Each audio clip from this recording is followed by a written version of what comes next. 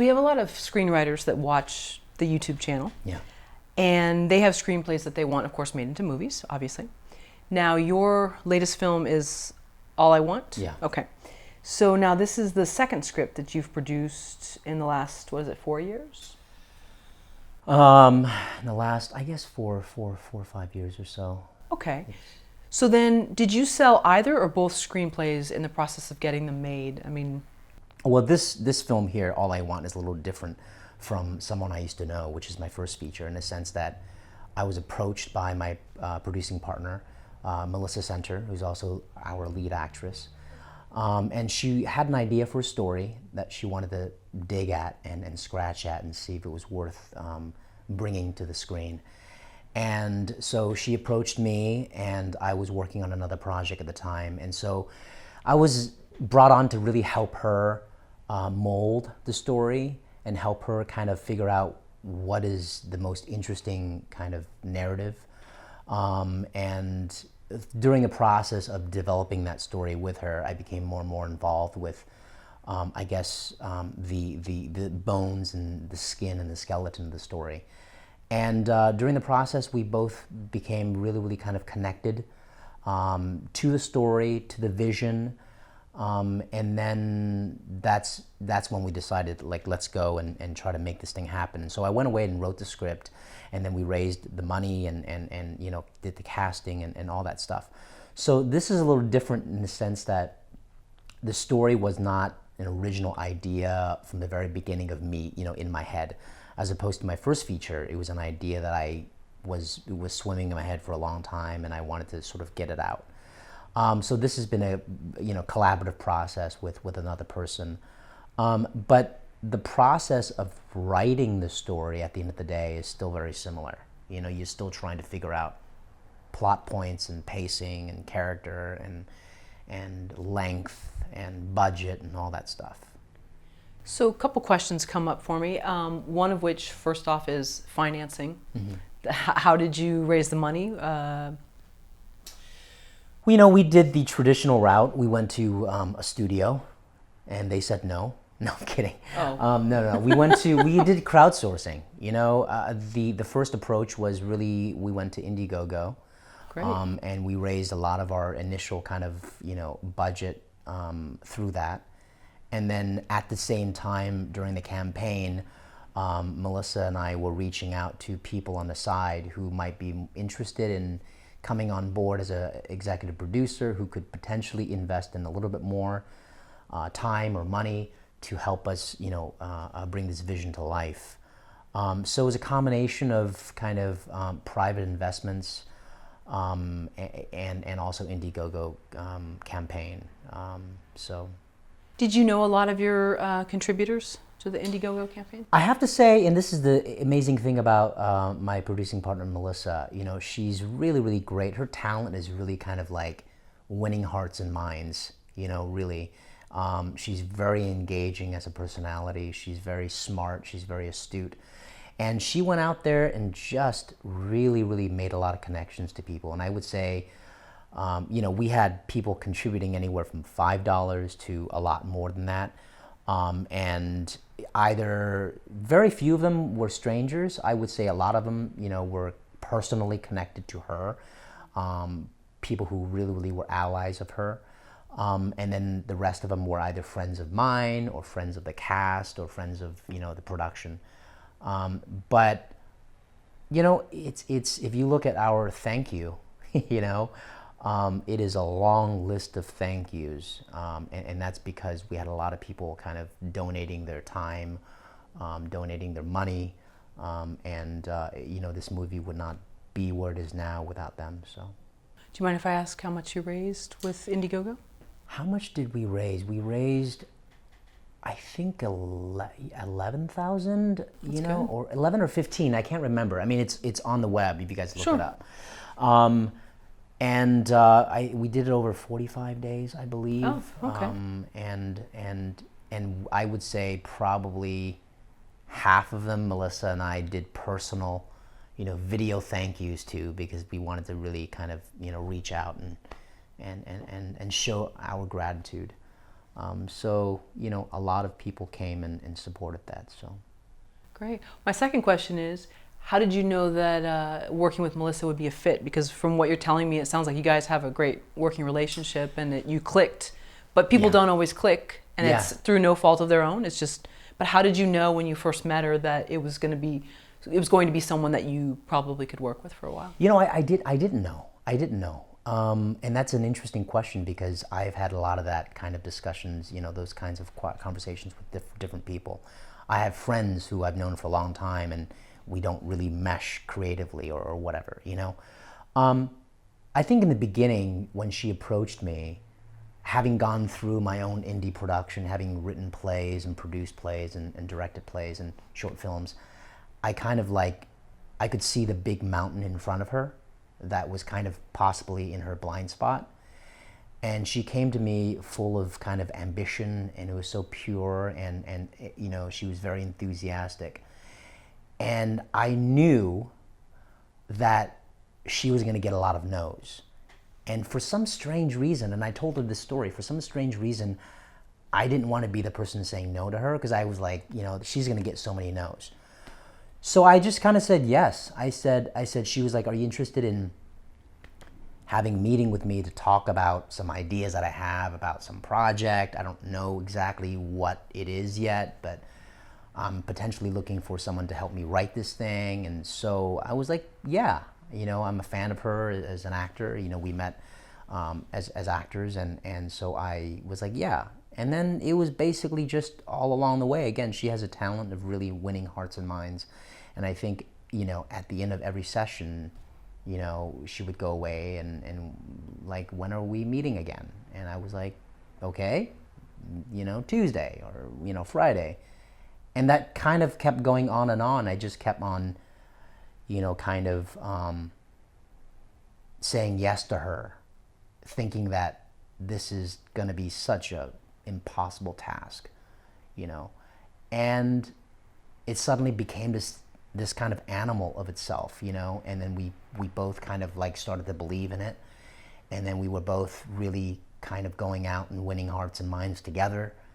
And then to answer your question about the compatibility, I think there's a unique kind of yin yang between she and I, because she's great at the things that I'm not great at. She's really great at, I don't know what part of the brain, she's really great at prioritizing, having some idea of how to take care of the bigger picture in small bites. And she's really great at making sure that I stick to a certain schedule, just really kind of allowing me to kind of giving me the boundaries, because I was really out there trying to suggest this and that, and she was like, what about this, what about that? So I think we play different kind of notes on the keyboard, and I think that's nice.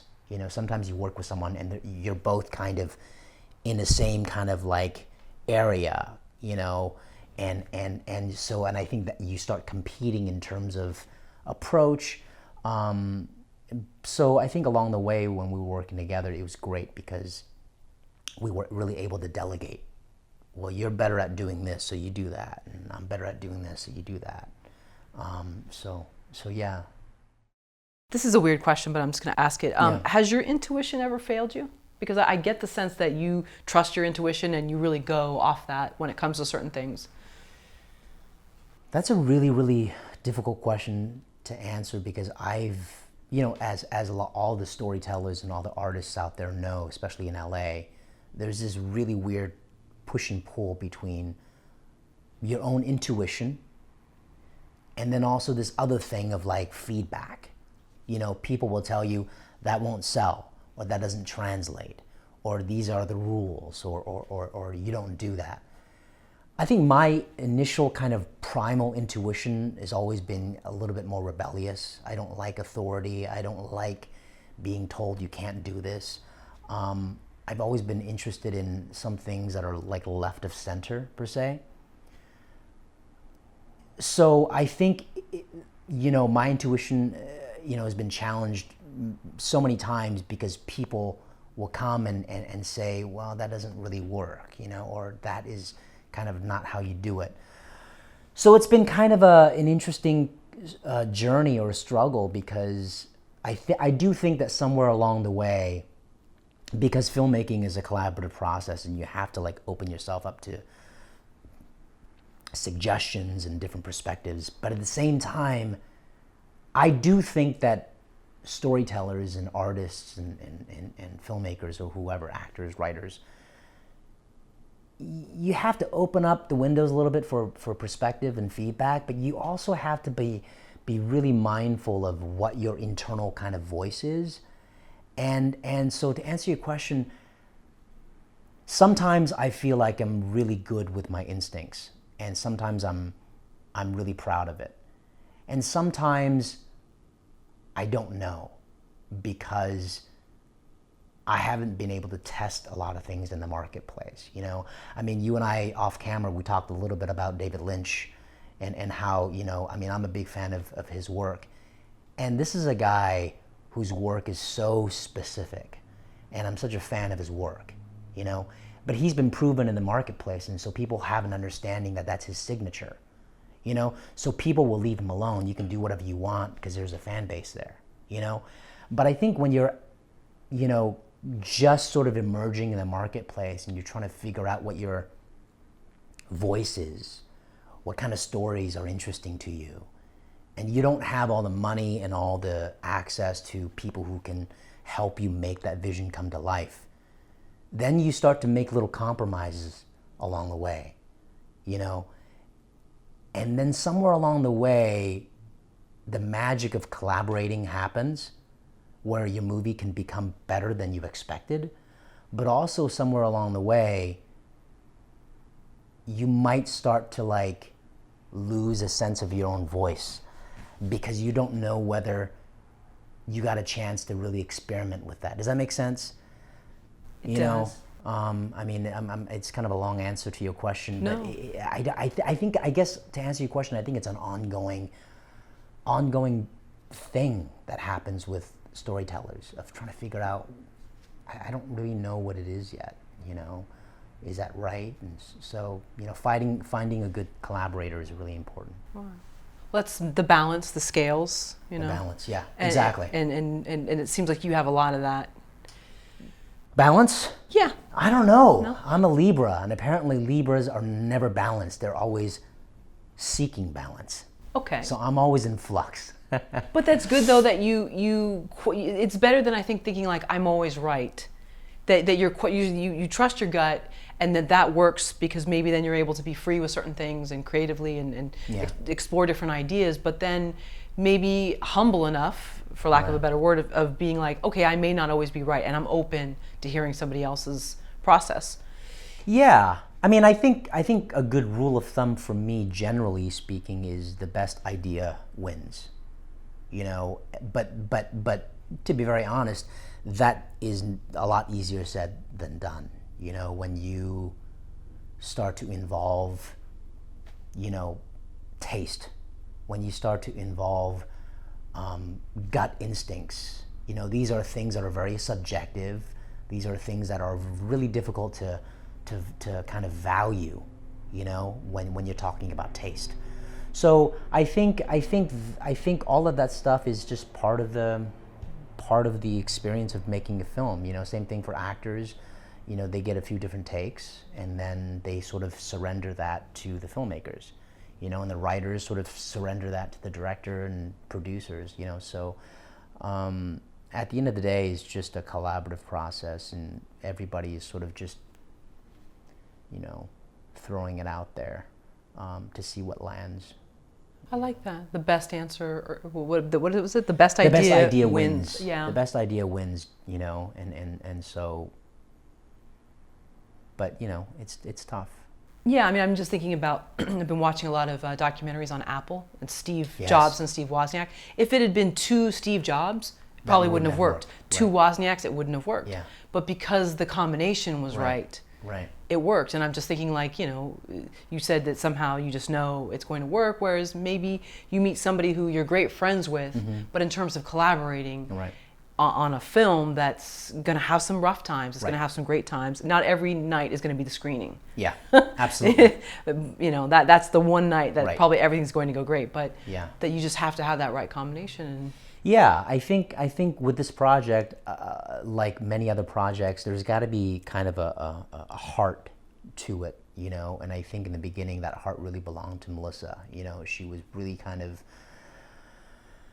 compelled to tell a story of some kind that resembled what we ended up putting on screen, and there was something that kind of pulled her to that, and so.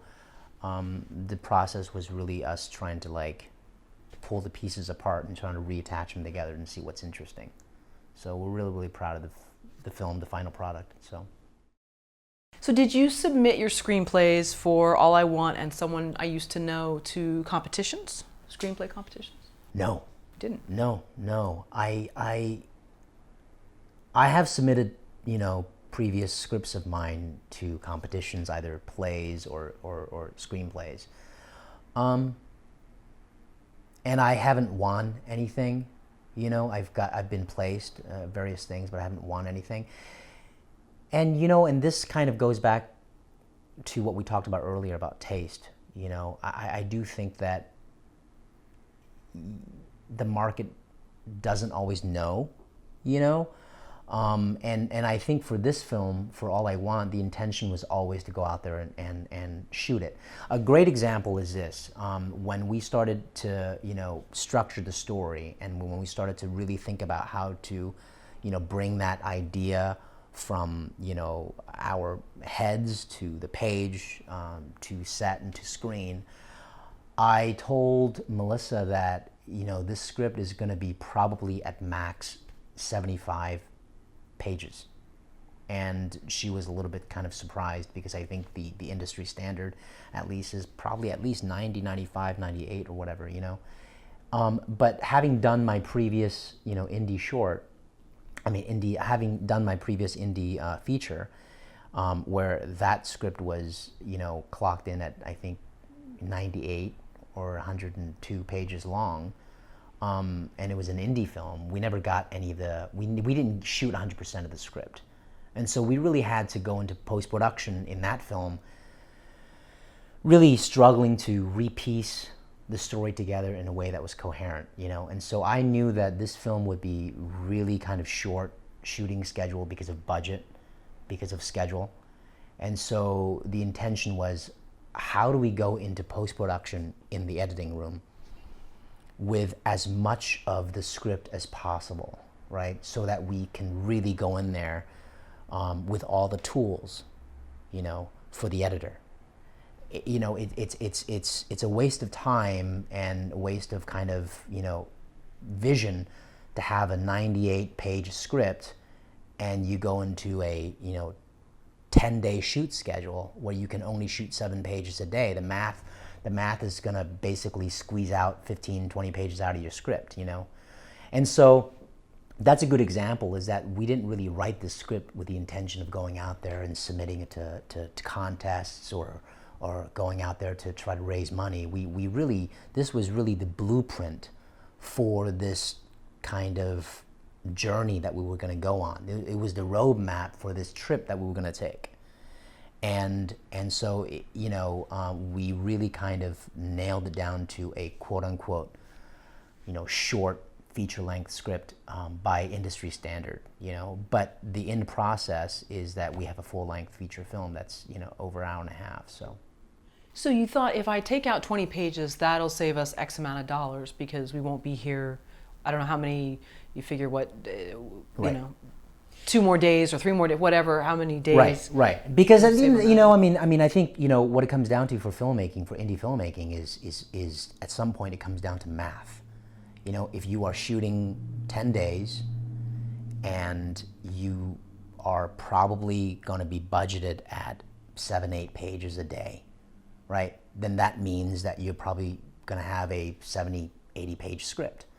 And if you want to have, enough time for the actors to kind of play around a little bit, if you want to give enough time for your crew to give you a good kind of a a set in terms of lighting, if you want to have a little room for making those mistakes on set, then if you go into a production telling your first AD that I need to shoot 10 pages a day, that's just really kind of unfair for the production.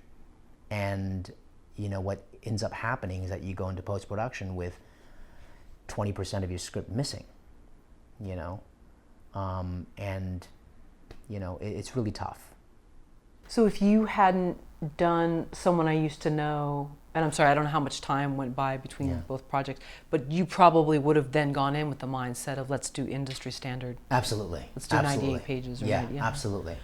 Right. You go in there with this. It's purely artistic. You go in there wanting to express something, and everybody's saying kind of let's do it. Director, producer, you do it. And then the first day of shooting, the crew and the cast is getting to know each other, and then you miss, I would say, one scene, even if it's one scene, and then you go into the next day already behind. And then you go in the next day, we're behind, and next thing you know, at the end of the production schedule, you've missed, a nice chunk of your movie. So, I think that without that experience, without having gone through that, I probably would have been like, yeah, let's go out there with a full-length script and let's just do our best, and I think we probably would have had some struggles, in terms of narrative in post-production. Sure, and then there's that whole romantic notion of like, hey, I'm in LA and I'm on a set, right, and this is cool, and I'm doing this, but then time and money slip away. So were you always so disciplined? Was that was just something that was gained from this last production, or were there other things that kind of helped you become that on point? Because I'm sure that's not fun to have to be that guy on set, but you essentially have to. I mean, I think it's just having an idea of what you can accomplish and what you can't accomplish. I mean, I was saying to some of our people in the crew during pre-production was that at some point the artistic kind of a journey becomes a kind of a business journey. And you have to, I mean, I literally was using words like, we really have to manage assets and liabilities, That's great. And a good example is you go into production with a 100-page script, and that's your asset, and then you look at the budget, and you look at your schedule, and then suddenly that script becomes a liability because you can't shoot the extra 15 pages. And then the crew is like, oh my God, we're behind, and that puts a certain type of energy on the set. So, to answer your question, I think the consensus between Melissa and I was always, let's prepare this product for success. Let's try to create a roadmap, and we wrote the movie for a location that we knew that we had access to. And the location changed several times during pre-production, and I had to go back in there and basically tinker a little bit. And so that's another thing is I think you have to go in there with as much of information as you can.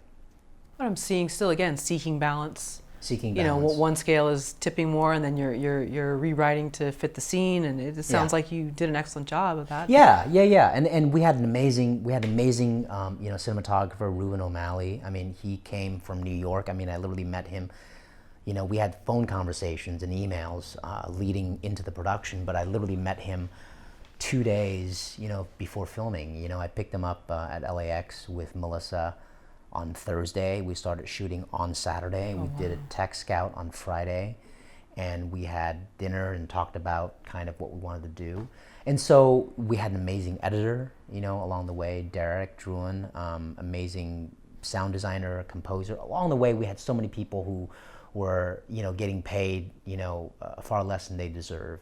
And so I certainly was seeking the balance of trying to make sure that all the pieces were in the right places, but at the same time, it comes down to the kind of the group of people that you have to collaborate with.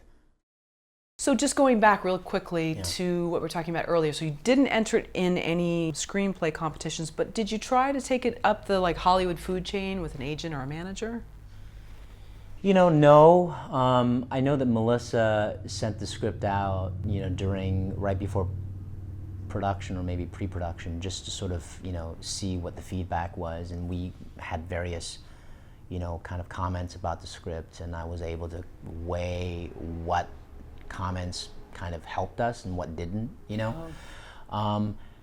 I think, again, going back to what we talked about earlier about being a realistic kind of roadmap for this, trip that we would be taking, it was really about that, because a lot of people came back with notes like, well, that thing should really be happening on page, 12, not 7, and that thing really doesn't make sense. And and I think a lot of the comments like that are well-meaning, because I've written for many, many years, and I think I understand all that stuff. But, the conversation that I had with Melissa that we had to really negotiate was, this project is really about a certain, location, a certain budget, a certain kind of vision with in terms of scheduling, and so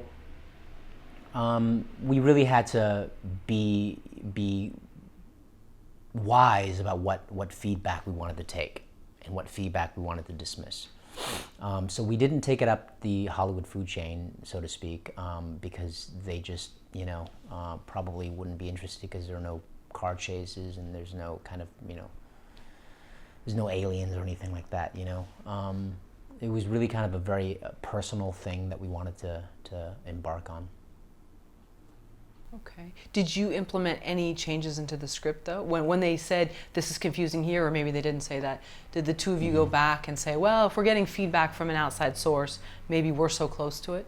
Absolutely. I mean, I think that, Melissa and I worked on outlining this story from the very beginning. We were really trying to talk about the characters, talk about the relationship, talk about, the plots, the narrative, and all that stuff, and themes and everything. And then once we had a pretty fair idea of what story we wanted to tell, I went away and wrote the script, because I was going to end up directing it, and I felt that it was really important for me to be intimately involved with the nuts and bolts of it, And then once we got people kind of looking at the script, we absolutely, took in advice and comments about it.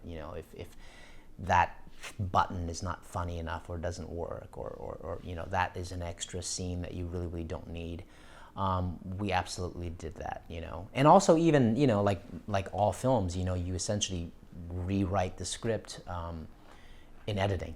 You're writing your final draft in editing, and we had an amazing editor on board who's really, works on bigger budget movies, but he liked the story, he believed in it. And so, me, Melissa, and Derek, the three of us during editing, really kind of tried to reshape, the story in some ways to match what we wanted to do, because there were still scenes that we ended up not getting to, even with the intention of shooting a short script. We still missed scenes. Why? Sorry to interrupt, but why? Well, because of budget, because of time, because of schedule. It's an ensemble film, so you're working with a schedule of so many different people. And then there's the budget part of it, which is like, we're running out of time. That's going to take an extra day. So that put us in, I mean, it wasn't a horrible situation. I think the movie became better. But I do think that, all the feedback that you take, you have to take it from the very beginning all the way to the end. Even in editing, we went through, I don't know, it must have been 3-4 different cuts before we arrived at the final cut. And throughout the process, we had a very private, kind of a screening for about 10 people on the big screen, where we invited people to come and watch the movie. And we got, we did a kind of a Q&A feedback. We gave them questionnaires, and we said, what movie, what part of the movie did you enjoy? what do you think about when you're done watching this movie? And those questions and the answers to those questions really helped us, gauge how far off we were about our movie. Going back to what you said earlier, the best solution or best answer usually wins, in your opinion, something like that. Do you think a lot of people are that open? I mean, no, I don't think so. And I think even in some ways, I missed the mark, because I do think that I think art, you have to have an ego in your story, I don't think the ego should get in the way, but I do think that you have to have an idea of what your personal conviction is, what your vision is. So I think being mindful of it is I think healthier than a lot of people are, I mean, I like to believe that I can always take a good note, it doesn't always happen, and I think that's true for everyone who's working in this industry.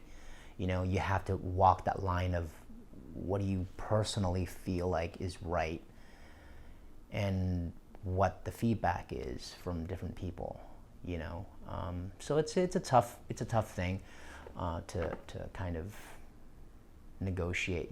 I think the context. I think you have to look at that in the context of where the person is, where the person's coming from, I'm coming from another project that's very similar, so I have a certain perspective, and someone else is coming from something else. And so you have to measure all of that, Yeah, and have a filter in terms of like what is actually constructive criticism and what is someone just BSing me and what is somebody trying to squash me. Right. And it's a tough thing because I think in LA or anything creative, there's all those coming at you. Right. So, and I think anybody who does something creative has a fairly strong ego, but then you can't be a mouse either. Mm-hmm. You can't just be like, oh, really? Okay, let me change that for you. I mean, you have to fight back a little bit. Yeah. So, yeah, absolutely. Yeah. Let's go back to the writing process with you and Melissa. So what was going on in your life when you started coming up with ideas for All I Want? I mean, I know it's her idea for the story initially, right? Yeah. She I was in the middle of finishing a full-length play, and I was in the middle of workshopping that play because there was a story in that I wanted to work out, and I was doing that. And so, when she first approached me, my mind was really in another story in terms of, my writing. And as an actor, I really was kind of taking myself out of things a little bit because I just, for whatever reason, just gotten kind of disenchanted with the process of an actor's life, So I was writing something to produce and direct, and when she approached me, there was something about the story that, both Melissa and I are big fans of ensemble movies, and so that was our initial kind of connection. We're fans of ensemble films, and I also think that the theme of what we're trying to talk about in this movie is a really important theme for me and for her. This idea of,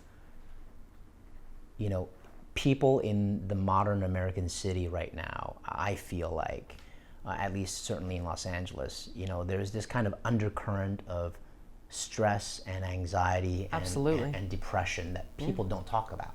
You see it though. You absolutely see it. You feel it. You bump up against it. Yeah. And I'm not necessarily talking about clinical disorders of anxiety or depression or things like that. I'm talking about the garden variety kind of weight of anxiety, of stress, of depression.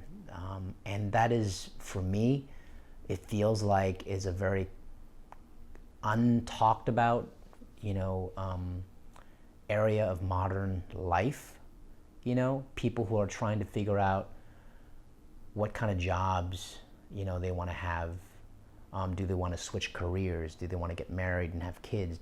Are they happy with their partner, with their families? And I think thematically that was something that we both wanted to kind of pull apart and examine. And I think that's the wonderful thing about this film is that it's got amazing performances, across the board. There's amazing technical kind of, prowess in terms of cinematography and editing and composition. I'm certainly proud of my work as a director, and Melissa and I are very proud of it as producing partners and someone who kind of collaborated to make the script happen. But thematically, I think it's an interesting thing to talk about for the audience that we don't already talk about right now. Right, I know there is a taboo because people want to just make it. Nobody wants to get too heavy about anything, but I sense it. And living in LA as long as I have, I've seen the change. And I don't know if it's just because it's busier here. But on a side note, and we can take this out if you don't want to talk about it, but where you live, and I won't say where it is, but it's removed in the Hollywood Hills. Well, it's removed from Hollywood, and you have a lovely place here, by the way. And I can see why you would want to be here because it's not part of the industry, but you are so creative. And you do produce things. You don't just talk about them. You have a body of work. Why choose someplace that's not in the heart of the industry? Well, it wasn't initially by choice. It was based on so many different factors in terms of where you want to put yourself, where you want to make your nest per se. Oftentimes when you don't have all the resources that you want to have, but I think as a result of all these different factors forcing me to make a decision, I'm able to kind of have a home that feels a little bit kind of, on the outskirts of the hub of, Hollywood. And I think that gives me a certain sense of, I don't know, whether it's distance or peace from it or whatever, having some quiet time, to work on whatever you want to work on. So you don't feel that pull to be in sort of the hub where there's all this? No. I mean, not anymore. I think when I first moved down to LA, it was really important for me to kind of be surrounded by, where everything is happening, and that was exciting for many years. And I think now it's kind of nice to sort of like be around that, have access to that, but then also be away, have the ability to kind of like tuck yourself away, and not be surrounded by that. Are you more creative in the daytime or nighttime? Definitely in the daytime. Yeah, I think so. I'm more of a morning person, and I think I don't know whether Melissa has ever complained about it. I don't think so. But every time we would have meetings, I would always be like, "Let's do it 8 a.m, and she was like, "Yeah, sure." I think that's also kind of interesting too because,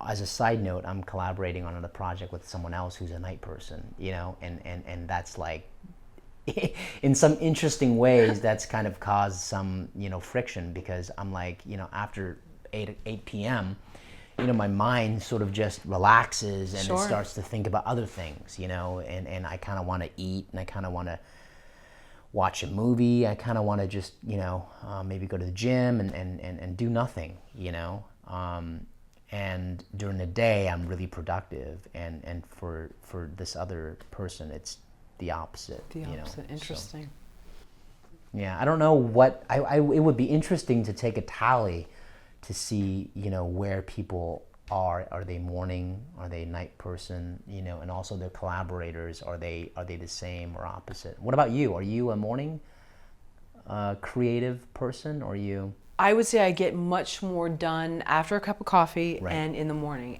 Then past a certain point, you're just done. I'm just done. Right. And I don't, nothing is worse than being behind a computer when it's like 2 a.m. Right. And I can't see straight. And that's not where my best self lies. Right. So I get that, but I know there's some people that come alive at night. Yeah. And I just think we're just hardwired differently, and Yeah. that there's no right way. I mean, you hear these entrepreneurs that get up at like 4:45 and they Right. take a cold shower and they're ready and they're doing their, wheatgrass smoothie, and that's Right. great. I don't think I can do 4:45, but everybody has their Yeah. own process. But then there's some people that fool themselves, and that's the trick I worry about. I think I definitely think that the footnote to that question is really like, when do your inspirations kind of come? And for me, they come all over the place and any time. But oddly, it comes at night. It comes at night often as well. I just think that you let it sit. Inspiration comes to you, ideas, come to you, and you sort of let it sit around in your head. And you can't really actively do anything about it. At least for me, I just sort of let it sit, and then I will actually try to, execute on an idea during the day. Did you grow up in the big city? I grew up in the suburbs of the San Francisco Bay Area. Worked and played in the city, but it was suburbia. But now LA. LA is unique in some ways, in the sense that there's so many kind of like ambitious people coming here to do what seems to me like an impossible kind of task of making your living as an artist, And so I think maybe with that, maybe with, where the country is or whatever, or expectations or all these kinds of different things cause anxiety in the city, cause anxiety in people who are kind of expected to get married or expected to make a certain amount of money in their jobs or expected to do certain things, and how that bumps up against, what they are able to do. Yeah, I think the money part Yeah. is a huge factor in the city. Yeah, being able to afford, where to live, and it's tough, it's a really kind of, and which is why I think, for me, I wanted to really kind of explore that in this movie, because this movie is very much about friendship. It's about family. It's about love, modern love and life, and all those kinds of things. And there's a lot of humor in this story. There's a lot of fun moments in this story that I think the audience can really kind of like enjoy. They can see themselves and their friends and their family in the characters in this movie. But I think at the same time, it also starts a conversation about that, about anxiety. So let's pretend this is the moment that you've just finished writing All I Want. You've just finished the script, and now it's time for you to begin marketing and pitching it. Who are you calling, and how are you setting up these meetings? This is before the movie's made? I think... This is your script. Right. I think this film taps into a certain audience who's really interested in kind of almost foreign cinema. The ideas that happen in this movie are almost. I think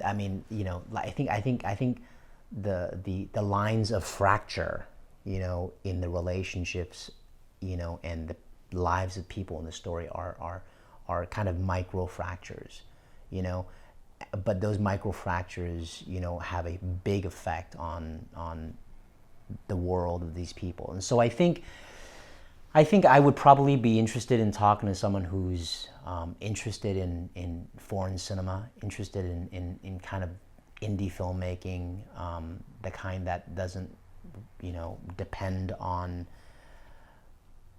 these kinds of, garden variety kind of plot points about, there is a car crash here and there is a gunshot here, which all have very important value in different kinds of films.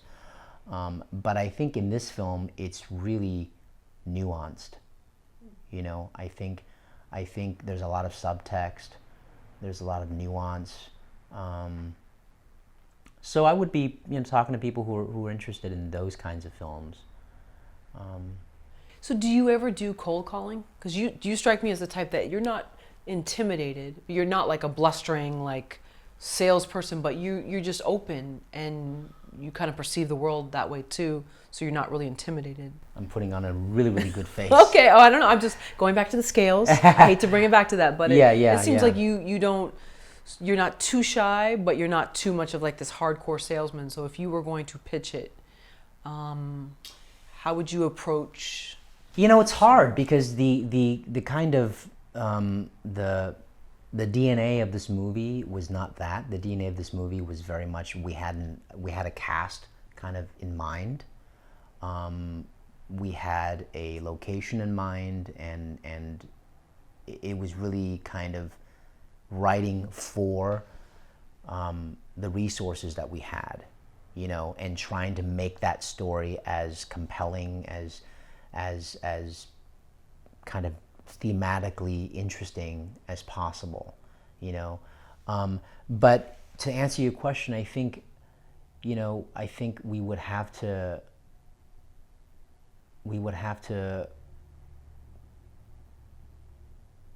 What was the question again? Oh, well, let's role play. So let's suppose you meet with me and you don't really know me that well, but you're going to pitch me this idea. How are you going to pitch me to read this screenplay? I don't know where you're meeting me. Right. I think I would really, really talk about, I think I would really, ask him the question, what are people dealing with every day that we don't talk about? What are people not, what are the secrets that people are not sharing that impact the decisions that they make? Let's make a film about those secrets. Let's make a film about those ideas that people have that they don't share. Let's make a film about those emotions that people experience all throughout the day that they're too afraid to kind of explore. This movie is not necessarily, in a traditional sense, a plot-driven movie, although, the plot is certainly kind of a driving force, just as the character is. But this story is really kind of driven by all these different characters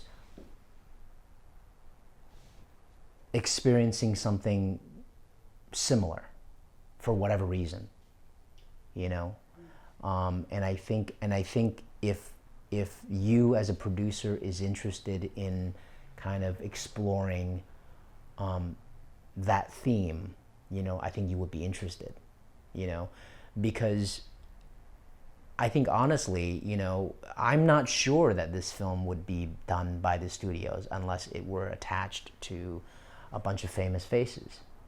Well, I'm thinking of Crash, let's say. So Crash was great because you saw these people that you had a stereotype sort of vision of what they must be like, and then when you uncovered stuff behind the scenes, you saw that once their mask was off, absolutely, they were just fragile and going through all sorts of things, and it explained their behavior. Yeah. So I think Crash is an amazing story. It obviously was very critically acclaimed, but I'm not sure that Crash would maybe get the kind of traction that it had without a famous cast. I think that's the really frustrating thing about the landscape of filmmaking today, is that how many stories are not being explored, how many storytellers out there are not able to really kind of bring interesting ideas to fruition because the market says, well, we're not interested in that. There's no audience for that. There's no audience for that. I mean, the Fast and the Furious kind of like franchise is taking over the box office, and movies like that have a lot of entertainment value, but I think it might also scare away investors from more personal movies like All I Want. movies that are some ways foreign in tone and texture. Do you think when we go to the movies, we want to know, this is so-and-so actress, this is so-and-so actor, I know what they're going to deliver me? I know they're going to have their meltdown scene, and I'm going to love it. I have it every movie. I'm not great. I'm not great at kind of understanding how to market a film the way a lot of kind of genius marketers are, like in terms of let's hit the 4 quadrants and let's really kind of tap into that kind of audience. And those are things that I understand in an intellectual way, but that's not how I kind of think about stories emotionally. So,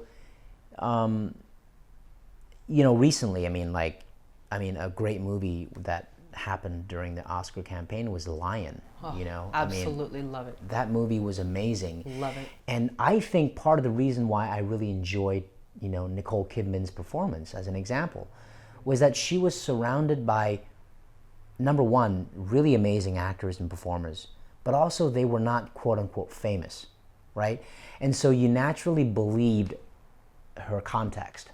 You believed that she was in a world of quote unquote real people, And I think that movie worked in so many ways, but I think I've had so many people say, oh, I loved Nicole's, performance in that. And I said, I loved it too.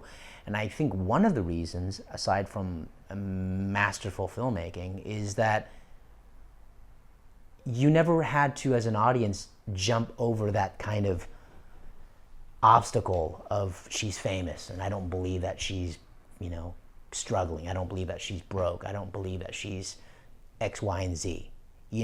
She's surrounded by people who are very kind of, not famous and not movie stars. So for me, as an audience, I gravitate towards movies like that. And so does Melissa. Melissa and I, that's one of the things that we kind of, really connected to was but we're both fans of kind of those kinds of films. So I think, I'm not sure that I'm the best person to ask about that, because there are people who say like, no, films with no famous people don't get made. I don't know. From just being here for like the last hour or so, I get the sense that you're very disciplined. Maybe that's the wrong assumption, but you seem very disciplined to me. Do you ever procrastinate? And I'm sure you do, but if so, what are some of the things you catch yourself doing that you're like, oh, you know what? I'm procrastinating. This isn't real research. This isn't working. And how do you combat that? Well, I think social media is certainly kind of, such a, big part of our daily lives today. So for me, is managing that, trying to be, connected to it in the sense that you can communicate with people, but not, let it steal all your hours away. For me, that's kind of a big thing. Time management, for me, is kind of like a lot of artists and storytellers out there working in Los Angeles. There's so many people out there who are talented and who have great ideas, but they've got their survival job. They've got auditions, or they've got, families, and they've got dogs to walk and kids to care for, and so all those things are not excuses. They are real parts of people's lives. And I think that's the thing that I've had to try to explain to my family and friends about the work that I do, the work that a lot of my friends do, the work that a lot of the people that do. People say, well, how do you deal with the rejections? And I say, well, I can deal with the rejections. That's just part of it, But it's really the time management, trying to figure out which meetings are important to take, and which jobs that you have to kind of turn down because it's not inspiring or whatever, So social media is a big thing that gets in the way. Having to pay rent is a big thing that gets in the way, Having to find money to do grocery shopping is to get, all the things that kind of get in the way for everybody, you know. But I think this business is especially kind of unique in the sense that you have to kind of go out there and create your own path, you know, which is what Melissa has done, and I think I'm so proud of her, is that she is a talented actress, and she's, you know, been around, but there was something about that kind of complacency that she just was not happy with, and I think, and that's what I think another reason why we connected. I know you wrote for filmcourage.com in 2011, I think. Was it for Night Dream Blues? Right. Might have been for that, and I know that got a lot of hits.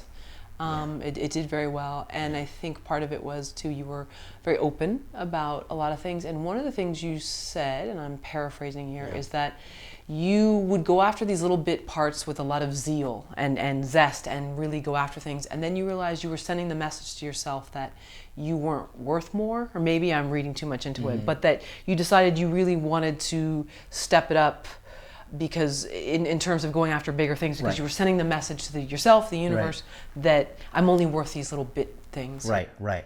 Yeah, and I think that's an interesting topic, because, you know, I wrote about that from the perspective of being a minority actor, you know, where parts are not kind of coming down to me as often, and when they do, they're not as interesting.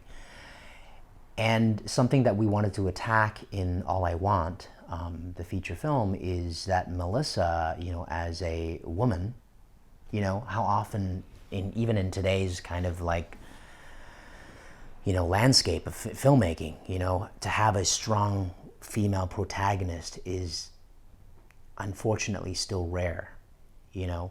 And so that was something that she was up against, you know, and so we connected on that as well.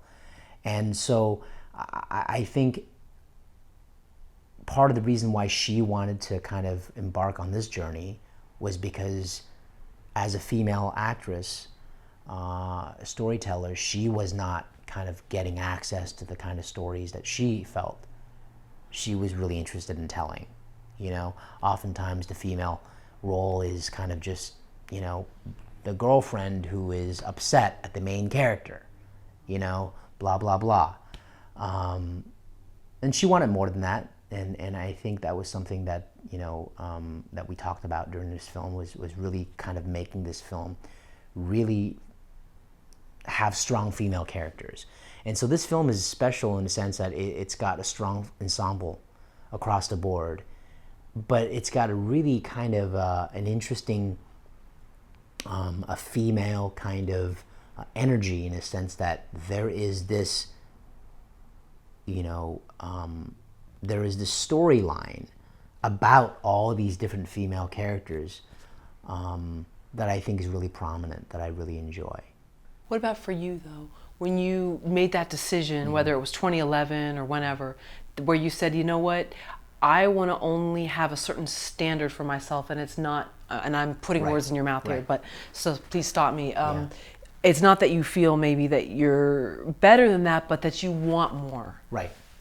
Personally, emotionally, career-wise, all these things. Yeah. How was that when you would maybe, let's say I don't know how you choose your roles or how you choose what you want to write, but that you would use this test and say, I don't know if that's the level I want to be at. How did you start deciphering that? Aside from this project, I mean, like just in general, because obviously that led to this project. Right.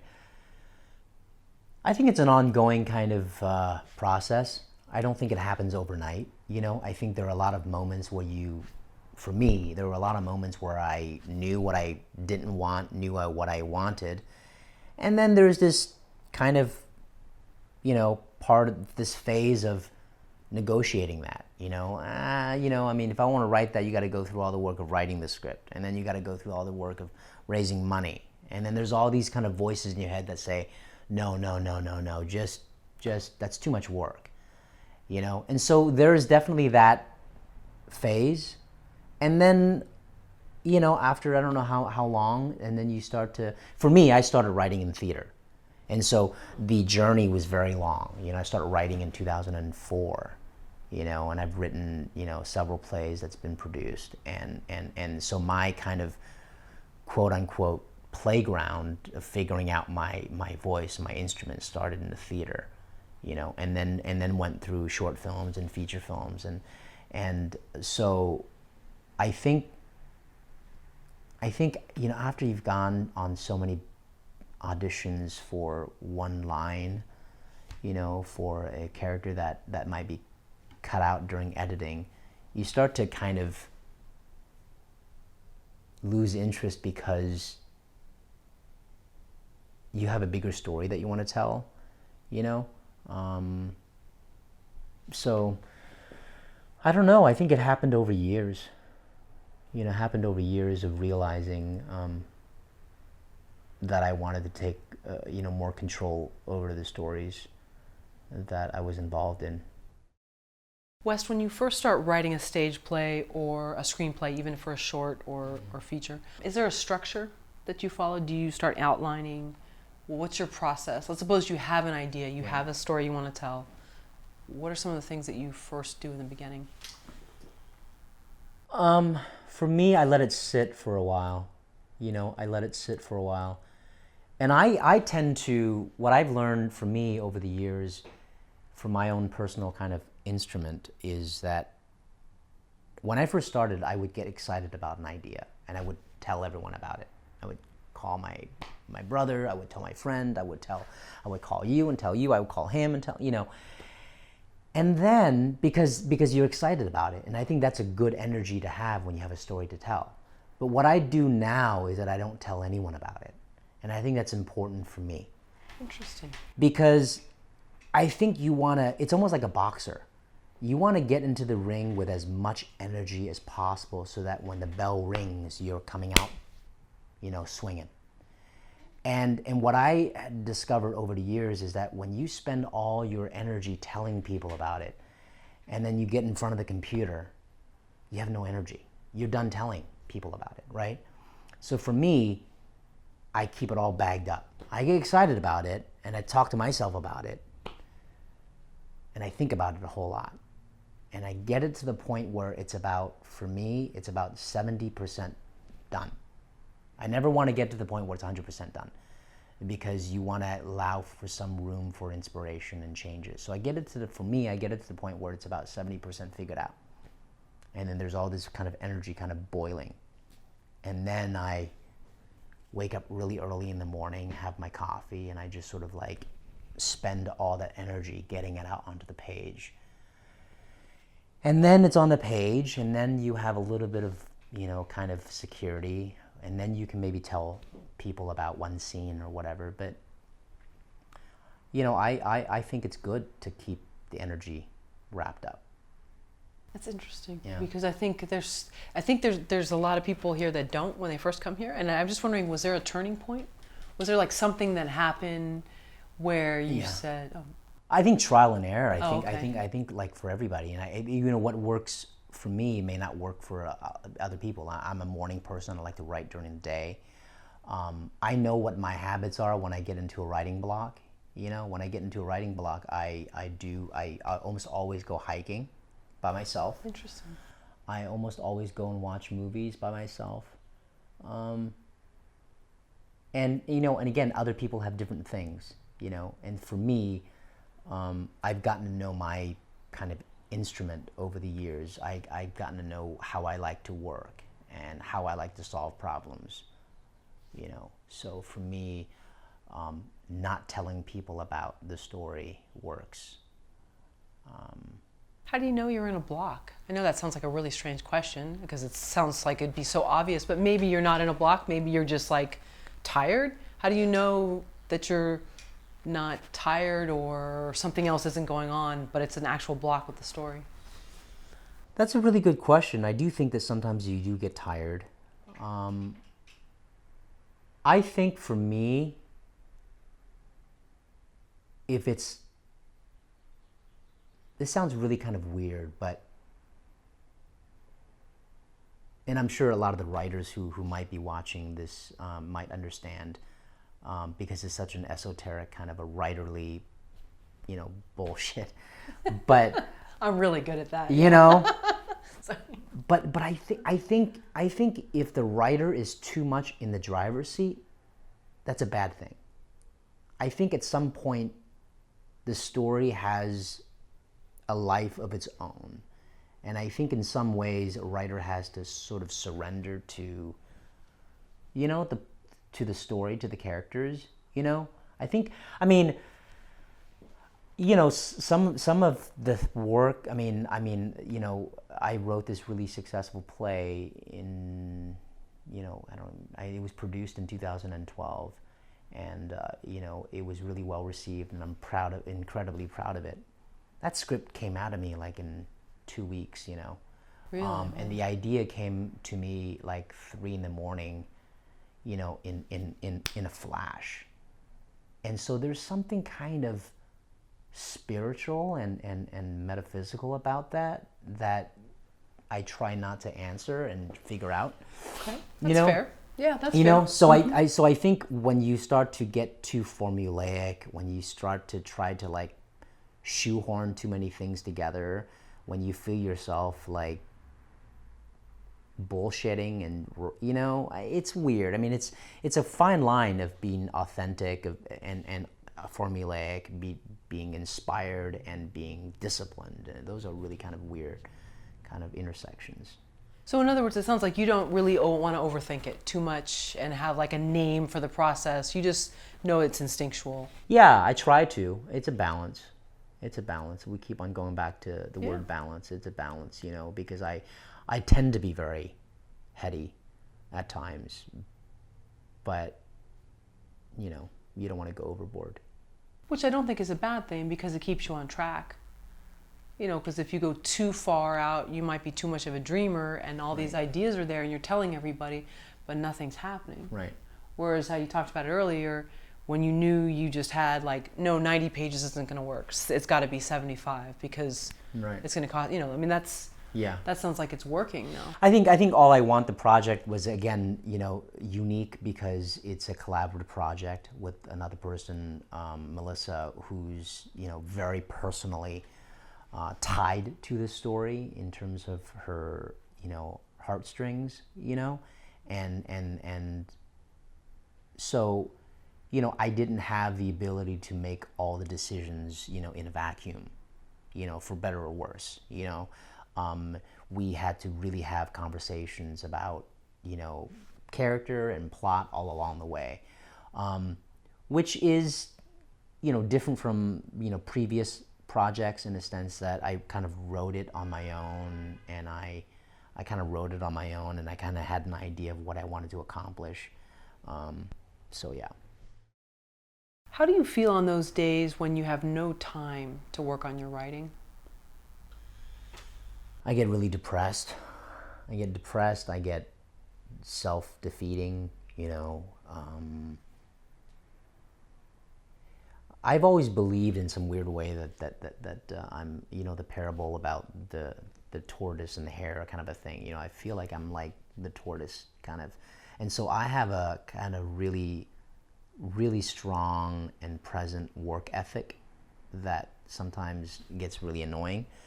You know, so I have a really bad, guilty kind of conscience about not working. So there are certainly days where I'm not doing any writing or not doing any kind of, you know, workshopping, and it's frustrating because you feel like you haven't been productive. But I think going back to a bigger kind of frame, I think those moments are important. You know, when I do experience writer's block and I go for a hike and zone out, and I spend a day at the beach or I'm watching a movie or something, I think a lot of good can come from that. You know, it gives you perspective and distance from the project a little bit.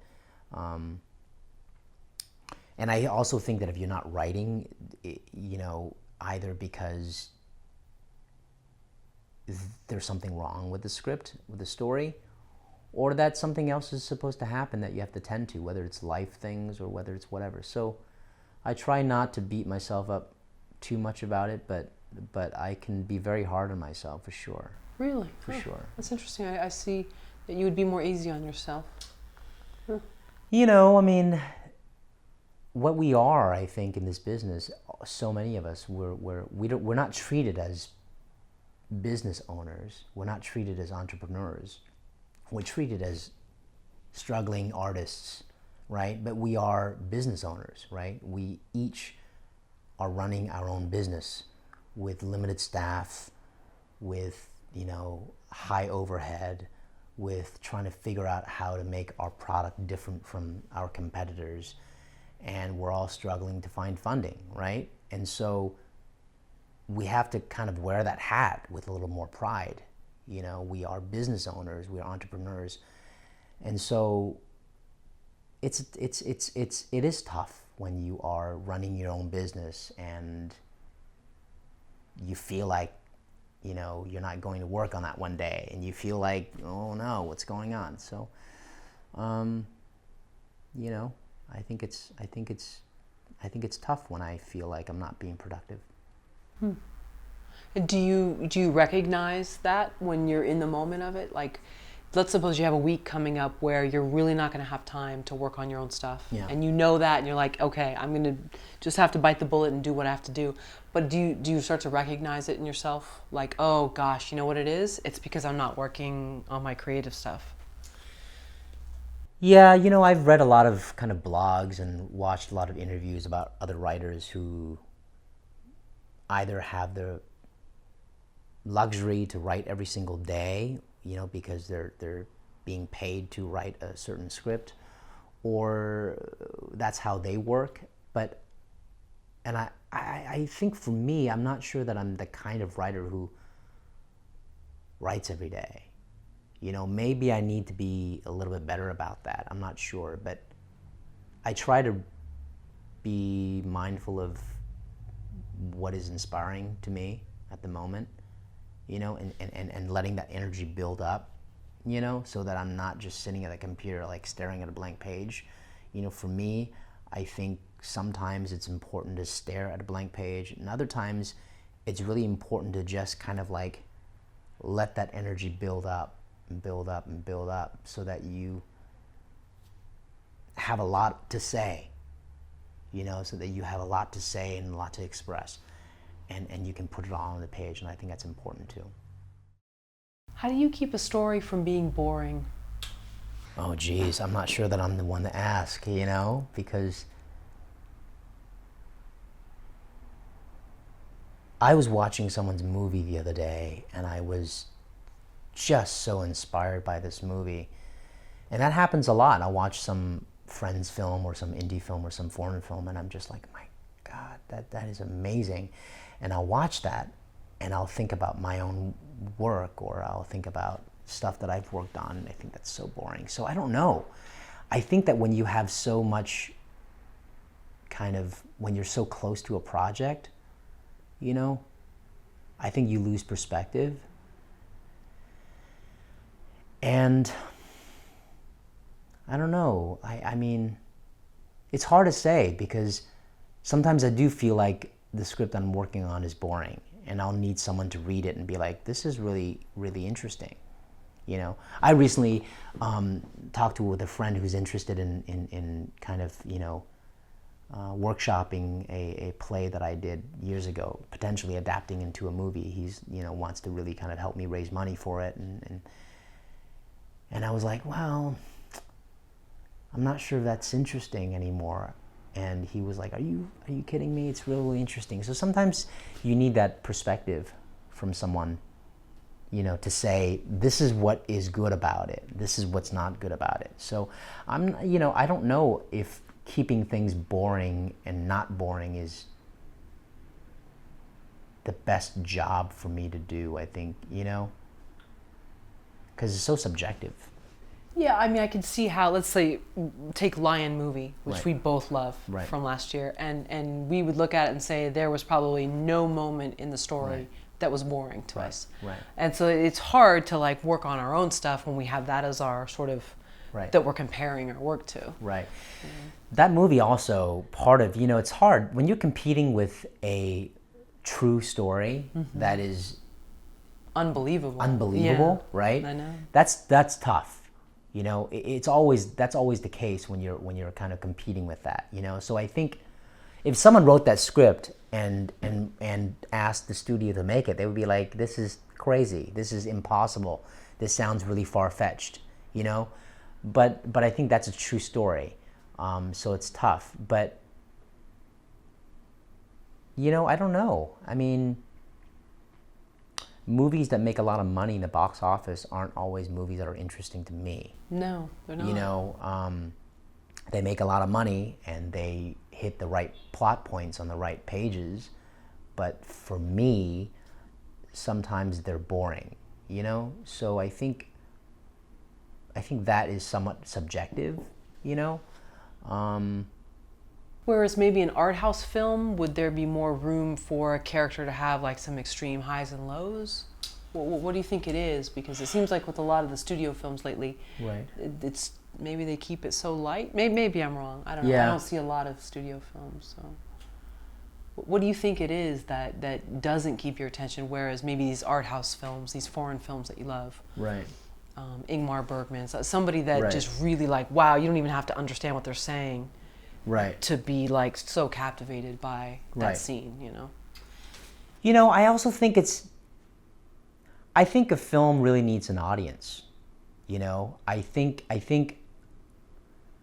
there's the process of the filmmaker making the film, you know, and then I think there's the second part where the audience is experiencing the film, you know, and so if someone makes a incredibly sad movie that is incredibly difficult to market, and then it plays in a theater, and there's that one person who's going through an incredibly sad day, and he walks into that theater on a rainy day and buys one ticket and watches that movie in a dark theater and is profoundly impacted by that film, right? There is an interesting value in that. Even if that film, you know, I don't know, is having a hard time getting, you know, making money. So I don't know. I think what I sense is that there should be a lot of different kinds of films out there, different storytellers, different kind of budgets, and different kinds of approaches to storytelling. Because I think that's what it should be. There are different kinds of people. There are different kinds of moods. There are different kinds of sensibilities. And I just hope that, you know, the Hollywood kind of like market is not steering us towards, you know, one flavor for everybody, you know, and no room for any other flavors. You know, I think that's the ideal. The ideal is that you can walk into the marketplace and there's like 15, 20 different flavors. There maybe isn't one that's making $700 billion, but there's different kinds of flavors, and you can kind of have access to all of them. What is it that makes a character boring to you? I think a character with no inner life, I think, is boring. You know, I think if for me, I think if the character is having some inner life, if that makes sense, you know, whether that inner life is subtext or whether that inner life is in conflict with his public life or her public life, you know, that's interesting to me. You know, I don't know. I think it really depends on the kind of story it is, and you know, I guess, you know, to use a comparison to like making a meal, I think every meal is different. You know, every meal demands different kind of ingredient. You know, and so I certainly don't feel like I have all the answers by any means. You know, I mean, for me, I'm just trying to figure things out on my own, and I'm trying to figure things out on my own based on my own kind of sensibilities and my own, way of writing. But I think having some inner life, is, what about you? I'm even thinking of, let's suppose a movie that's light and fluffy like Legally Blonde. It was still interesting. Her Right. character Right. is still, you want to see her. She doesn't seem to get easily, taken aback by Right. all sort of these jabs that are thrown her way. Right. And you're kind of like, wow, that's really interesting. And she Right. keeps being light and bubbly and happy, Right. when most people would be like giving these people the middle finger after a Right. while, Right. But, and so you're kind of like, wow, I find her interesting. Yeah. And that's a light, fun film, but there's kind of a message behind it. But still, it's a studio film Sure. where it wasn't boring. It Right. was It's- interesting enough to keep my attention. And I mean, I'm sure a lot of others. it's incredibly crafted screenplay. Legally Blonde, yeah. I mean, on a plot level, in terms of where things happen, in terms of, when you're talking about the traditional, having the first kind of like pre-life and how that changes and what inciting, incident, all that stuff. But, you look at her character, I mean, she's battling against kind of expectations that people have, Right. With who she might be and what her kind of inner life might be. So I think for me, there are plot-driven stories and there are character-driven stories, and, I think they certainly kind of like overlap in a lot of areas, but generally speaking, if you're talking about a character, for me, if there's something about that character that tells me that either that person isn't telling everything about his life or her life, or if there's something about that person that what he or she is doing, in front of people is different from what they're doing behind the scenes, for me, that's interesting. You said earlier that you're hard on yourself. Do you give yourself permission to write badly at first? There's that thing where you just like get it all out on page. The first draft is going to be horrible, but you have to get that in place. Or do you find yourself really censoring yourself?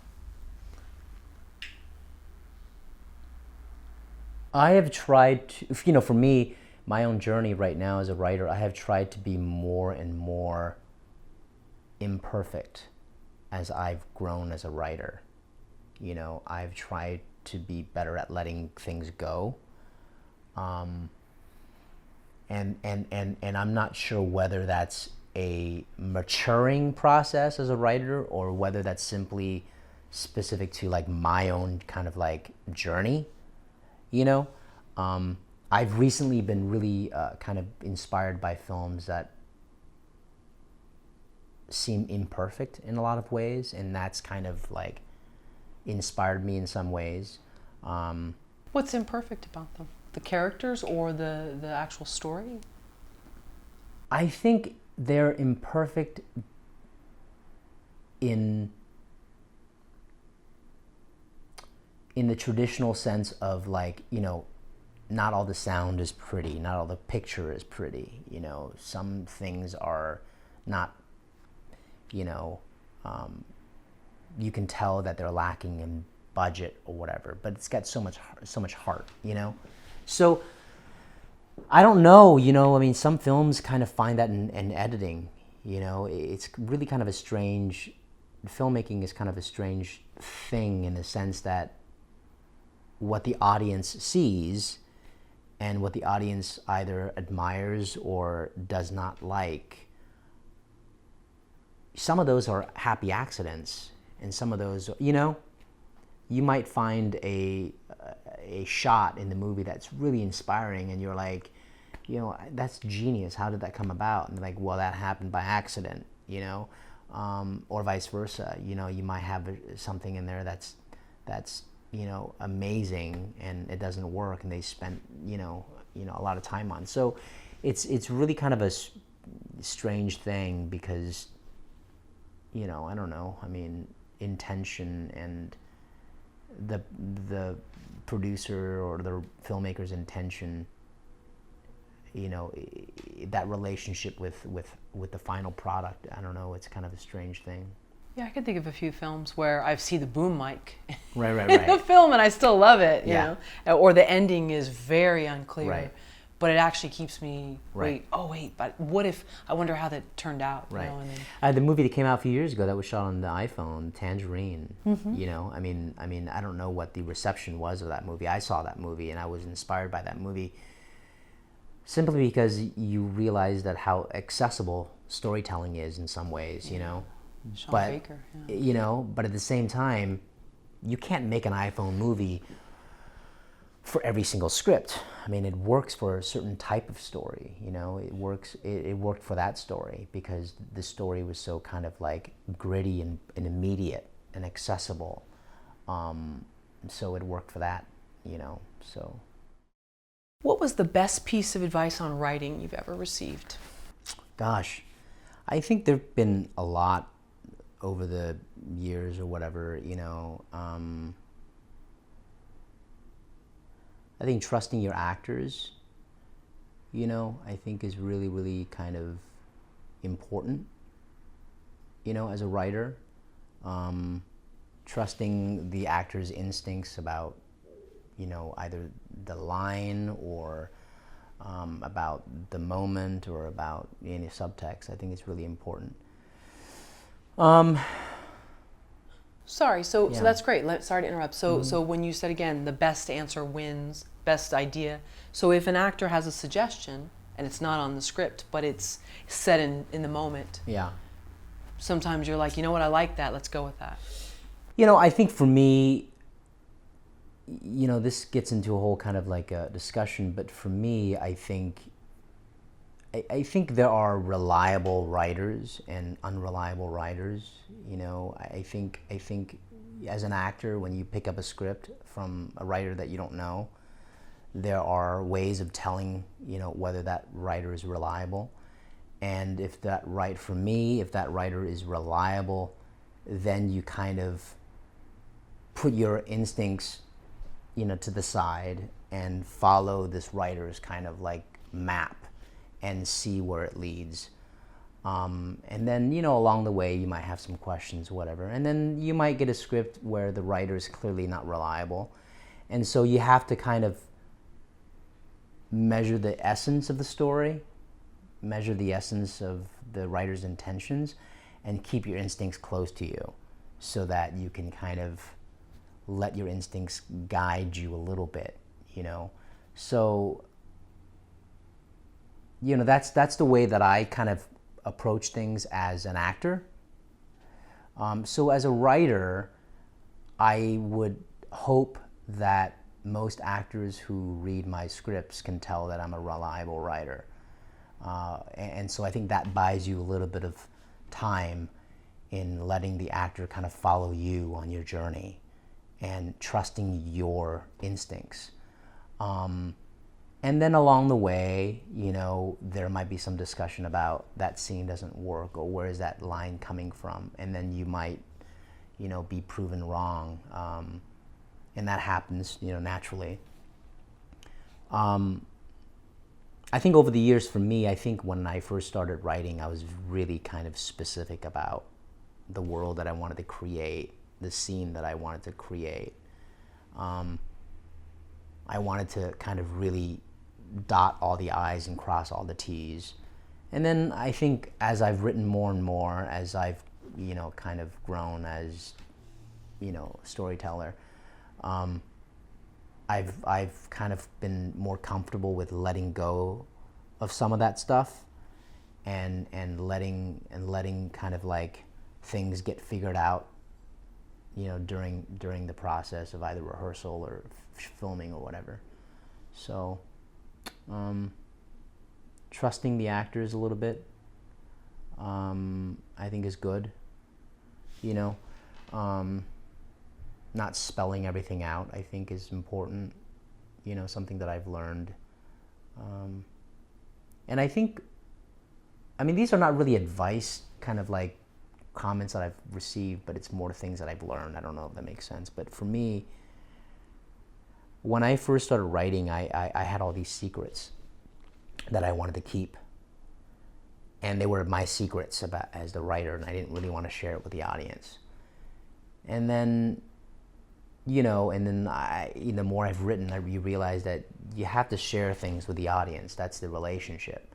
You have to be careful of what you share, and you have to decide when you want to share it, but you have to share things with the audience. Otherwise, they're not interested, they're not invested, they're confused, or whatever.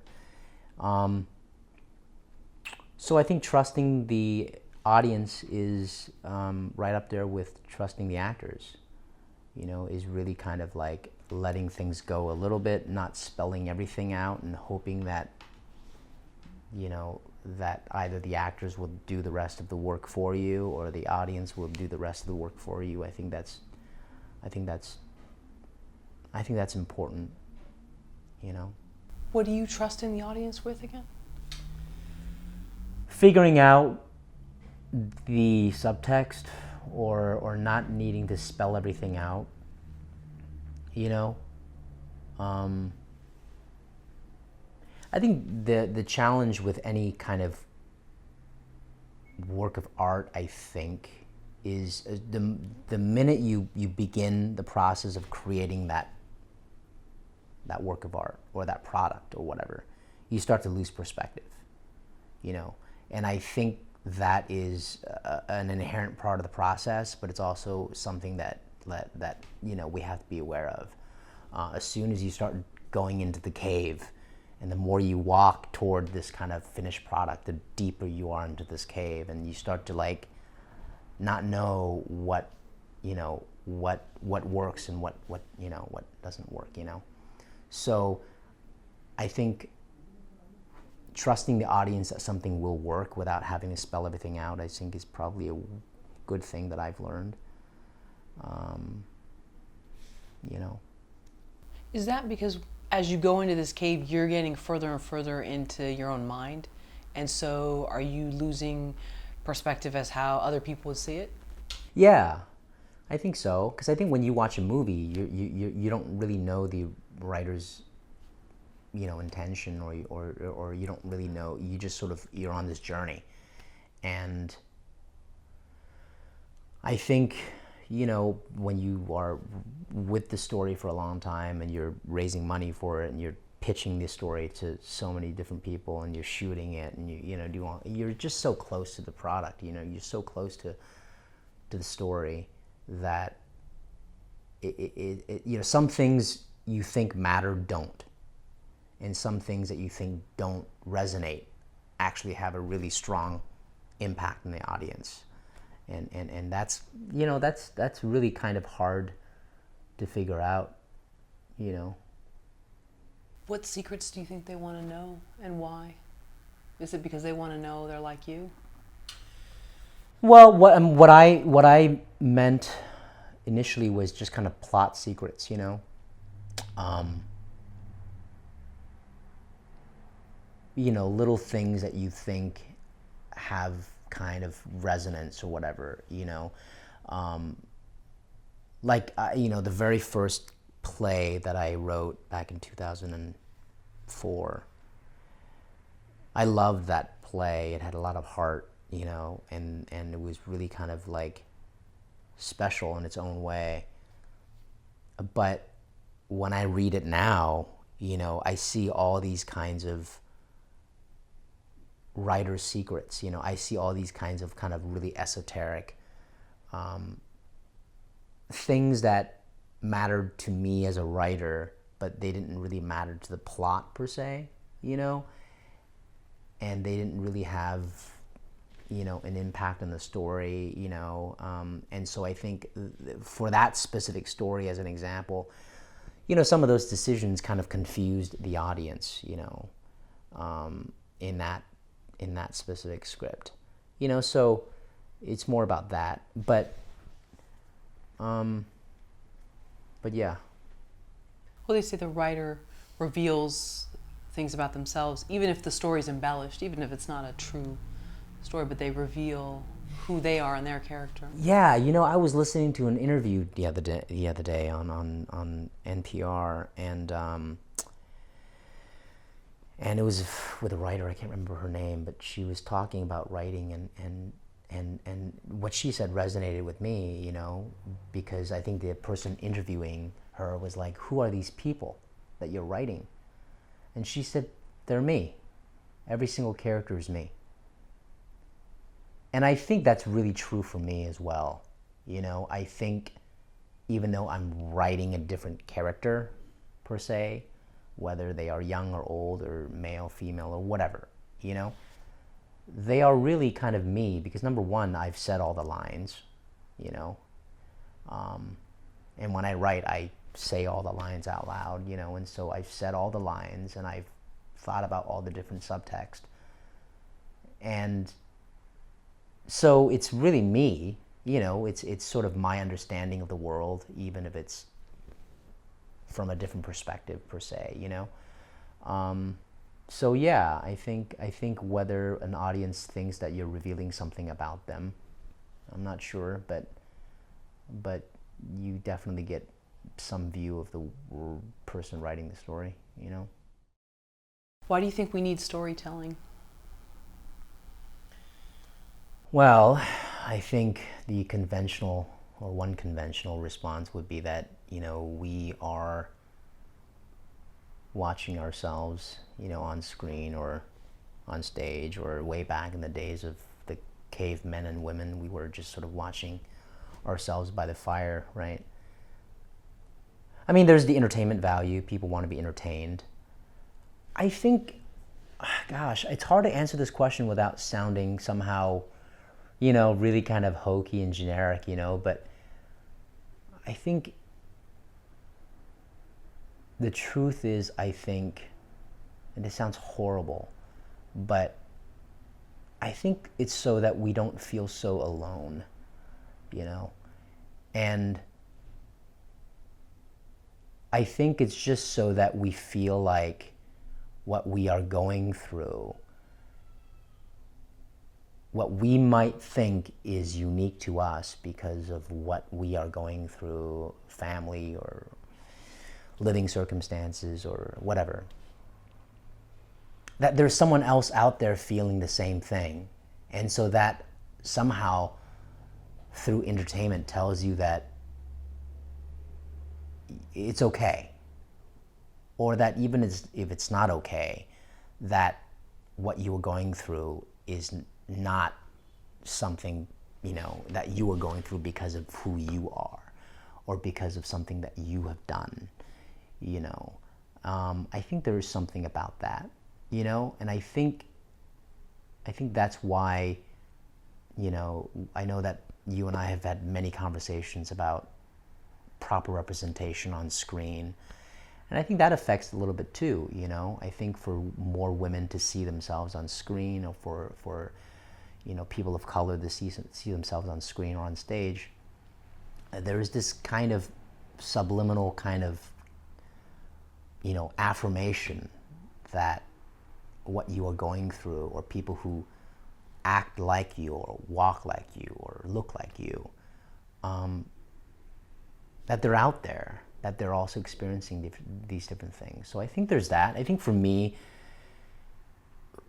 personally, it's beyond entertainment. For me personally, it's really about this kind of connecting with other people out there, you know. How is it to be in a theater? I mean, it seems like so many of us watch phones now, or so many of us watch films now on our phones or laptop or whatever, but that actual going to the theater and not knowing the people you're sitting around, and Right. You're watching somebody go through something that is intensely personal, Right. and maybe you feel like you're the only one in the theater who can relate to it, but you can feel the stranger across 5 rows Right. is affected. You just feel it. Right. How is that for you? Because you talk about, if we do go to see these films, that it's a way of connecting and feeling that we're not so separate or different in this world. How is that? I think it's even more dramatic in some ways in theater, because like you said, it's live, you know. I mean, it really depends on the production, but I think it's so immediate and live, and like you said, you see someone having that discussion or that argument or that, confession right in front of you, and I think I went to see my friend's play in Denver about 2 weeks ago, and it was a good theater, and it was a Friday night, and it was packed with people who don't work in the theater community. They were just sort of on the way home from work, and they met up with a friend, grabbed a beer, and went to watch a play. And there was something so striking about that, because I think in LA, it's always a struggle to kind of compete for an audience, whether it's film or theater, And a lot of people who do go to watch theater in LA, a lot of them are working in the industry, so they're supporting a friend, or they're, kind of interested in the season of a certain theater company. So I even think it's regional. I think the fact that I was in Denver, and it's not entertainment capital in any way, and they went to watch a play, and the experience for me was so kind of oddly pure, because they were not there to figure out how a director works, or figure out how, a certain theater company, does casting, or, things like that. They were literally just out there for an experience of kind of watching a piece of entertainment, and then they would go home and So it was really interesting, and this particular play, I was watching the audience, and they all stayed for the Q&A. They all had questions about the characters, and so I think that was a recent example of me kind of realizing how profound like storytelling is, and certainly in theater, because you can actually talk to the playwright or the actors, I think there's something about that immediate thing, What film has impacted you the most, and why? I mean, to the point of where like you're still obsessing over the film years later. Oh man. Well, it always changes. I think different moods. I think you and I talked about this before. One of my favorite films, as an example, is You, Me, Everyone We Know. Right? We talked about this with Miranda July. Right, that film was really good. I think if I were to list top films, oh man, it's hard, because I don't want to be tied down to any sort of like choice. American Beauty is one of my favorite films. Why? What was it about that film that just got you? Well, I think bringing back. I think what I love about that film, obviously, is the masterful kind of storytelling. It's very, I don't want to use the word polished, because I think sometimes polished has a bad connotation, but I think it's got a really clear vision, and I think it's great. But also for me it's got this kind of like inner life of the character, that was really interesting for me. You clearly see not just Kevin Spacey's character, but everybody's got some sort of inner life, and I think that's really kind of interesting. Godfather, Part 2 is great, because it's very epic. And I also like directors who kind of like have a wide frame and let actors kind of play. I think that's really exciting, and I think that happened a lot with that film. I mean, obviously there are really incredible like close-ups and shots, but Francis Ford Coppola was really good with framing his shots in a kind of like a photographic way that lets the audience decide what is interesting. And I saw that film in a really, really kind of a young age, so that was really impactful. I could go on and on. Stand By Me is really great. I love that film because of how it talks about innocence and the loss of innocence, and I think that I saw that movie as a kid, and I think that was a parallel in my life in some ways. Gosh. So going back to inner life, what is that? If we want to use American Beauty as a case study, what is that inner life that the writer is showing the viewer? I don't know. I don't know exactly in terms of what their intentions were. Sam Mendes. But talking about, what we said earlier in a previous question about why do we tell stories, and it's so that we don't feel so alone per se, right? And I think that movie in some ways delivers this idea that there is this outside shell of a life that we call life. You've got the lawn, you've got the white fence, you've got the neighbors, and you've got the car, and you've got the 9-to-5 job per se, right? And then there's this inner life that we don't usually share with people, or there's this inner conflict about where we think we are in our lives, and then the movie is essentially about all those kind of private, lives that we have that we would not have access to outside in the streets, right? You can't walk around and see people's inner life, you just sort of see what is. And I think that movie does what theater cannot do, I think, in some ways, right? And I think it does what maybe even a lot of different mediums of art can't do. I think film allows you to bring the audience in a very kind of explicit way into the private lives of people. And I think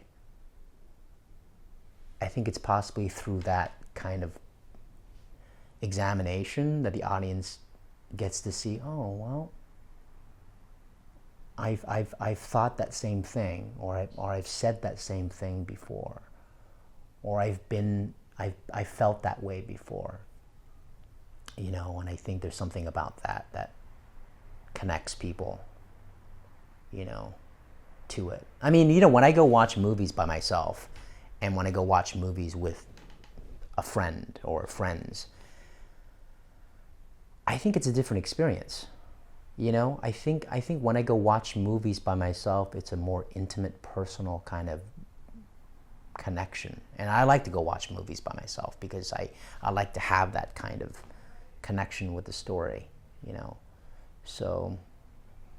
Yeah, it is a different, because I think too with the friend, you're making sure the friend is laughing at the same part. Yeah, right. Oh, isn't that funny? Okay, yeah, great. Okay, good. We both agree. That's right. fine. But when you're by yourself, you don't need to. You're not pleasing anyone. I think when you go with friends, the entertainment value of a movie is higher on the list, right? Because you get a popcorn, and you go out there and you're on a date, or you're out there with celebrating something with friends. When you're going out there by yourself, like you said, you're choosing that movie based on no one else's decision but yours, right? And you're like, I want to watch that actor, or I want to watch that scene, or blah blah blah blah. And it's really, I guess for that person, I'm sure that person wants to be entertained, but there's probably a real good chance that person wants to feel less alone in some ways, possibly. So, I don't know, maybe. But then I think there's some movies that they're really best that you see alone. Yeah. Because you don't get the same, it's not the same impact. Yeah.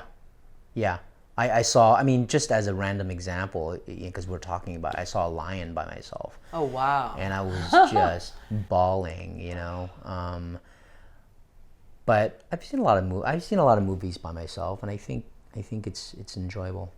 How was that sorry if I'm going too far with this, but after because I remember the film too, and it was incredibly emotional when lights came up and you got that awkward, like going into the elevator or wherever you're going to get your car. It's interesting you said that. It's interesting that you like the movie so much, because I have heard, and I don't know if this is not scientific at all, but a lot of my male friends have really enjoyed the movie.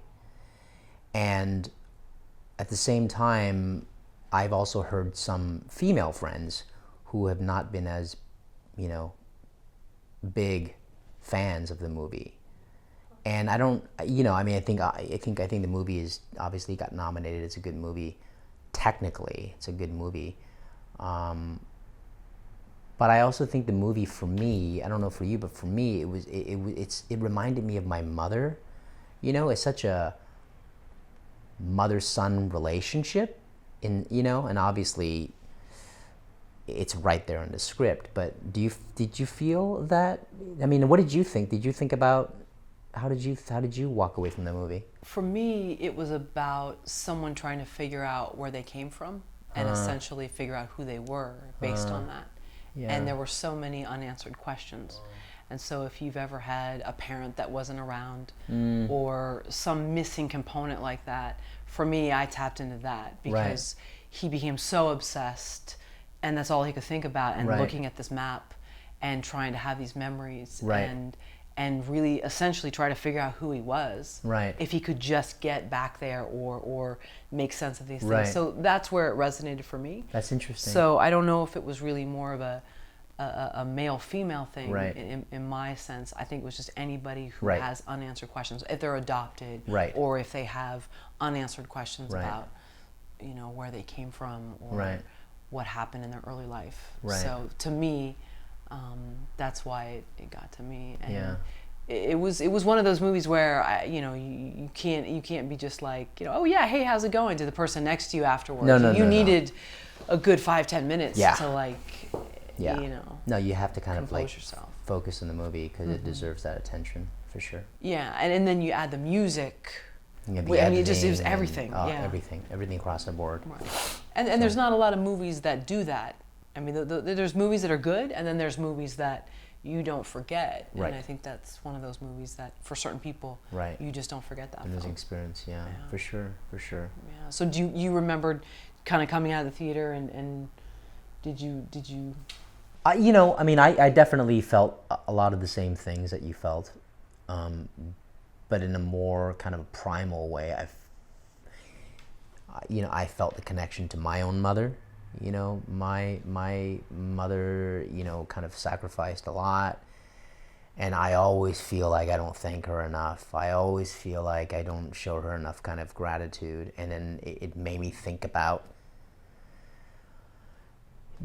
you know, being lost and disconnected with her in a very kind of metaphorical way. You know, even though, you know, she's 6-7 hours away and I can call her anytime, you know, I want to.